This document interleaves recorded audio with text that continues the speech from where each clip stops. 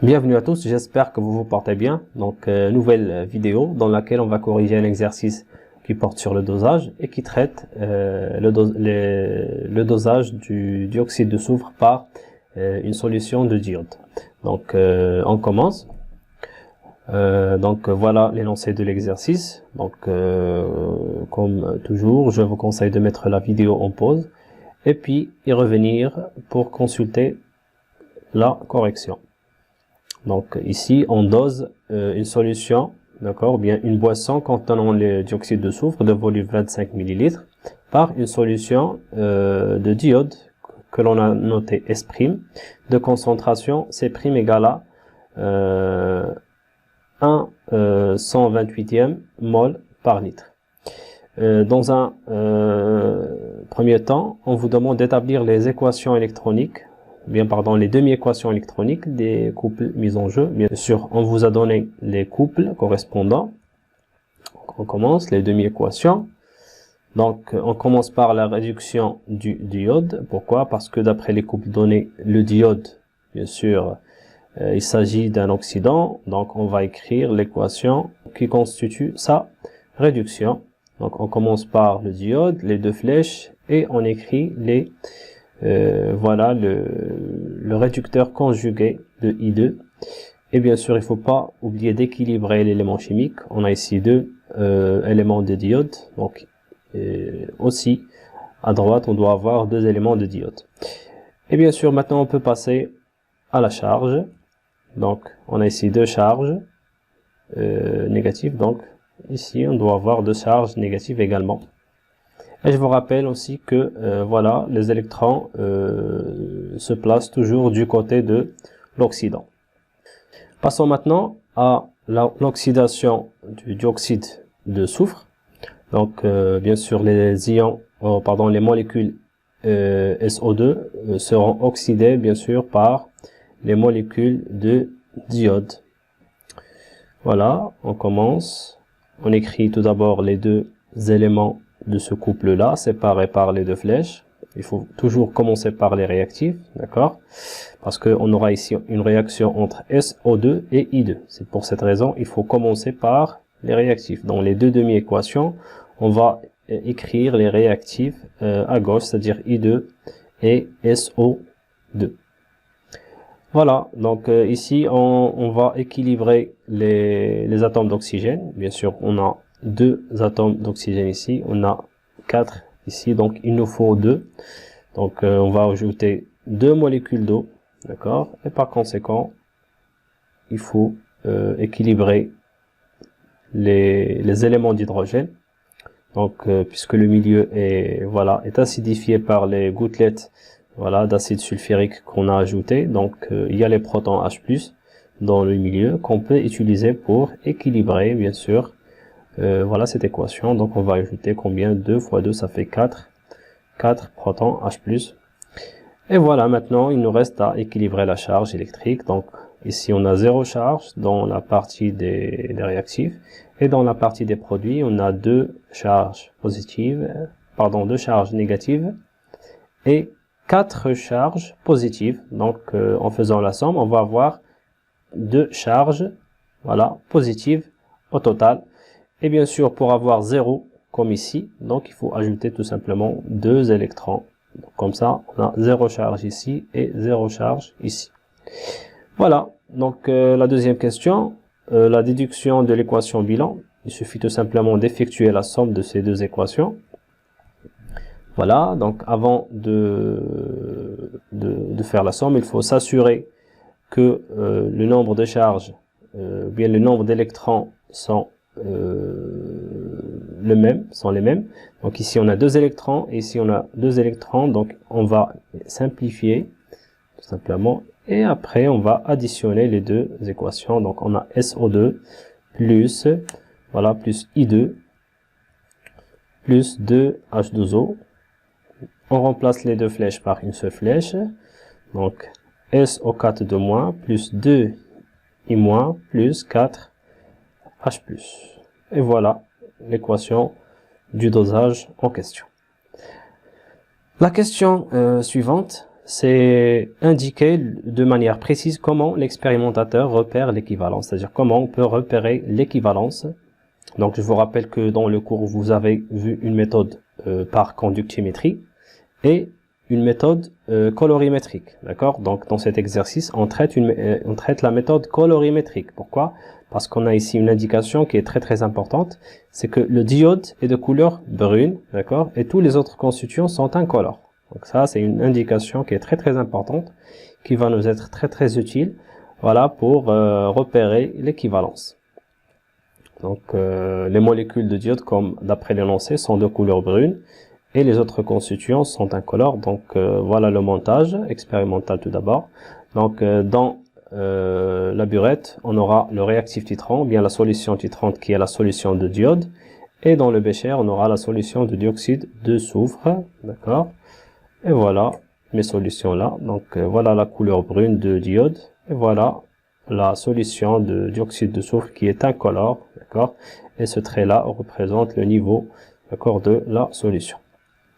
Voilà, donc on va ouvrir le robinet, bien sûr, pour laisser couler la solution titrante. Bien sûr, je vous rappelle que l'équation de la réaction du dosage, la voilà, d'accord, c'est-à-dire c'est la réaction qui se fait dans le bécher, d'accord. À chaque fois qu'on verse une gouttelette, d'accord, il y a cette réaction qui se produit. Ça veut dire on aura la production des ions SO4 et les ions iodure I-. Et bien sûr, on aura ici la consommation des ions SO2, c'est-à-dire le dioxyde de soufre, qui est déjà dans le bécher, et la consommation des ions I2, bien sûr, provenant de la burette. Contenu du bécher avant l'équivalence. Avant l'équivalence, à chaque fois qu'on verse, d'accord, 1 millilitre, bien une goutte de la burette, et se consomme. Donc regardez bien, on a versé ce niveau-là, et le niveau bien sûr du mélange a augmenté, mais on a toujours la solution qui est, voilà, qui est incolore. Pourquoi? Parce que les ions I2, voilà, sont en défaut, ils sont introduits en défaut. Donc on dit en défaut, c'est l'inverse de en excès. D'accord? Donc à chaque fois que les ions I2 sont consommés, sont versés, pardon, ils sont consommés entièrement. Donc qu'est-ce qui reste dans le mélange? Il reste les ions SO2 et 2I- et SO4. Ça veut dire, et ces ions-là sont incolores. Donc ils n'auront pas de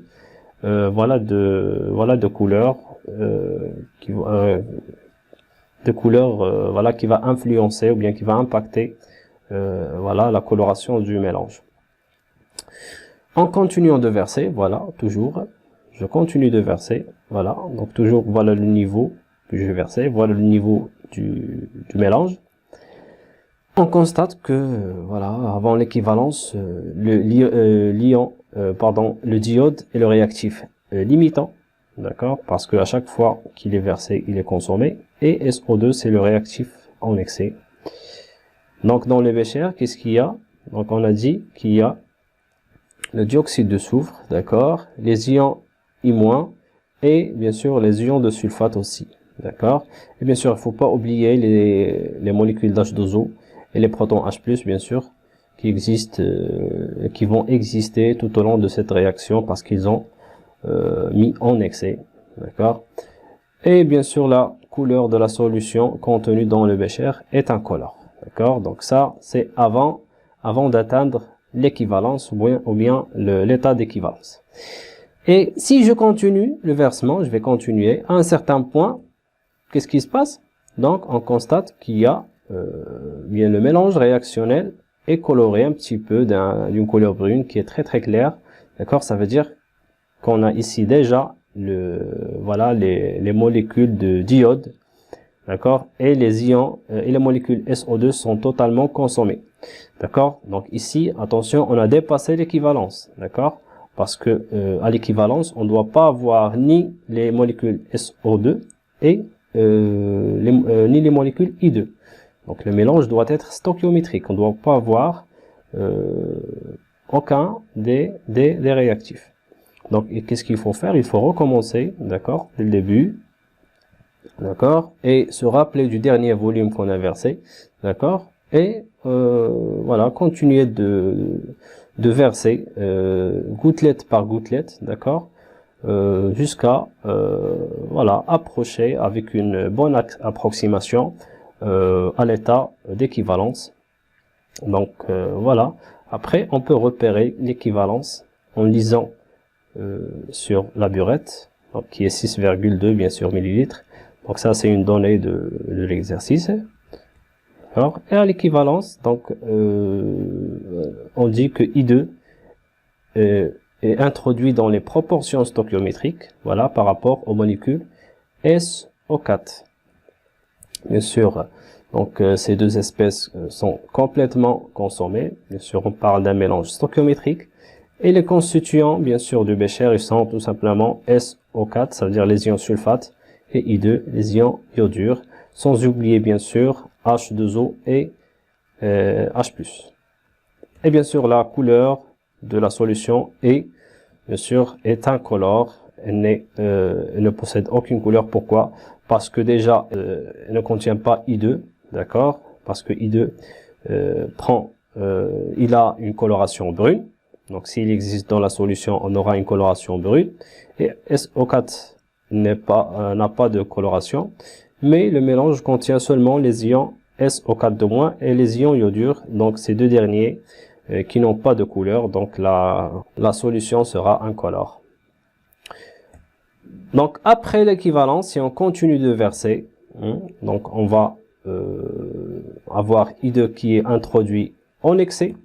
D'accord, donc le milieu va prendre une coloration du I2 au fur et à mesure que l'on verse le diode.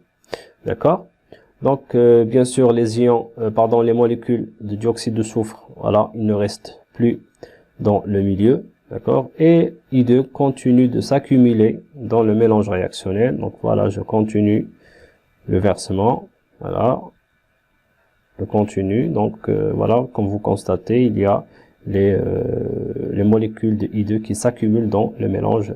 Donc ici on a dépassé bien sûr l'équivalence, et bien sûr dans ce cas, après l'équivalence, SO2 constitue le réactif limitant, alors que I2 est le réactif en excès. Donc conclusion, donc on peut repérer tout simplement bien sûr l'équivalence en se basant sur un changement de la teinte de la couleur, d'accord, lorsque voilà, ce mélange passe de l'incolore à la couleur brune. Donc ça c'est le principe du dosage colorimétrique. On passe à la question suivante. Donc déterminer la quantité de matière de diode versée à l'équivalence. Donc on utilise la relation qui dit que N égale à C fois V. Donc à l'équivalence, déjà le volume versé c'est V équivalent, c'est donné. Et C', c'est la concentration donnée, d'accord, de la solution S', d'accord, qui est la solution de diode. Et après application numérique, bien sûr, on remplace chaque grandeur par sa valeur. On trouve que N, c'est-à-dire N versé à l'équivalence égale à 4,8. Voilà, à peu près ça, 10 puissance moins 5 mol. Après, on vous demande de dresser le tableau d'avancement à l'équivalence. Donc voilà mon tableau, voilà l'équation du dosage. Donc bien sûr les molécules H2O sont mises en excès, d'accord, tout au long de la réaction. Et pour les protons H+ aussi, d'accord, on écrit en excès. Et ici on va mettre les quantités de matière initiales versées à l'équivalence, d'accord. Donc ça c'est NI, et ça. Bien sûr, ça c'est la quantité de matière du dioxyde de soufre dans le bécher, c'est-à-dire initial qu'on a déjà. Et ça c'est la quantité de matière versée à l'équivalence qu'on vient de calculer. Et bien sûr, à l'état initial, bien sûr, il n'y a pas, ou bien les ions ne sont pas encore formés, d'accord. Et en cours, bien sûr, de la réaction, les quantités de matière des réactifs diminuent. Ça veut dire on va retrancher X bien sûr selon les proportions stoichiométriques, donc X étant l'avancement, donc c'est une quantité de matière bien sûr qui évolue tout au long de la réaction. Et ici bien sûr on aura l'augmentation de X mol de SO4- et de 2x mol des ions iodures.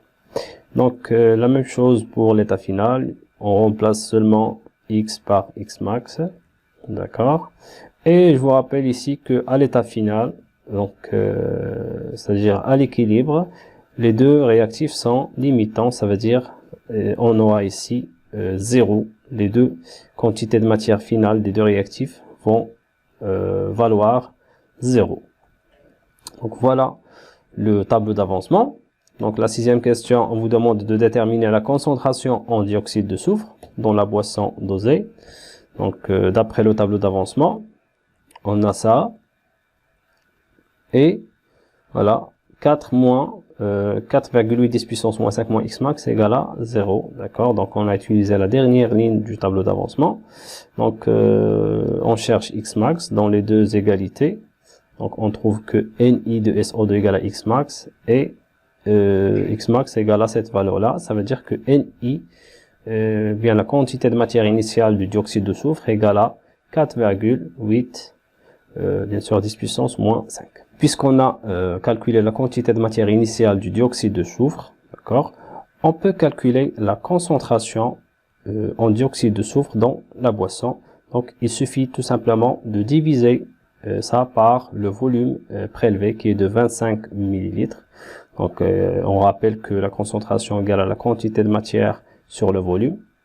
Donc voilà, donc on peut symboliser la concentration par C, ou bien on va mettre SO2 entre deux crochets, donc ça désigne la concentration aussi, et on établit ou bien on effectue l'application numérique. D'accord, donc ça c'est 25 millilitres qu'on a converti en litres, et on trouve après que c'est égal à 1,9 10 puissance moins 3 mol par litre. Donc ça c'est la concentration molaire de la boisson dosée ou bien titrée. Dernière question, donc cette concentration est-elle conforme à la loi? Donc dans l'énoncé, on vous a déjà précisé que la quantité ou bien la teneur du dioxyde de soufre dans cette boisson ne doit pas dépasser cette valeur-là qui est de 210 mg par litre. Donc je vous rappelle que ça c'est une concentration massique, c'est grammes par litre, d'accord. Donc pour répondre à cette question, tout d'abord il faut convertir bien sûr cette valeur, d'accord, en concentration massique, parce qu'il faut calculer bien sûr la concentration massique de cette boisson, bien sûr, pour pouvoir la comparer avec cette valeur fixée par la loi. Donc je vous rappelle que la concentration massique est donnée par cette relation. Donc Cm c'est la concentration massique, ça c'est la concentration molaire, et grand M c'est la masse molaire. Donc application numérique, donc C c'est la valeur qu'on a trouvée ici, bien sûr ici j'ai pris deux chiffres après la virgule, et la masse molaire de la molécule, donc c'est 32 plus 32, ça va faire 64. On trouve que c'est égal à peu près 1,23 10 puissance moins 1 gramme par litre. Et bien sûr, il faut la convertir en milligrammes par litre, d'accord, pour pouvoir comparer avec cette valeur-là. Donc, on constate que, d'accord, que cette valeur-là, 123, est inférieure, d'accord, à 210. Donc, ce qui est, donc, on peut dire que cette boisson est conforme à la loi parce qu'elle ne dépasse pas 200 milligrammes par litre. Voilà, c'est tout pour cet exercice. J'espère que c'était clair pour tout le monde. Je vous souhaite très bon courage et je vous dis au revoir.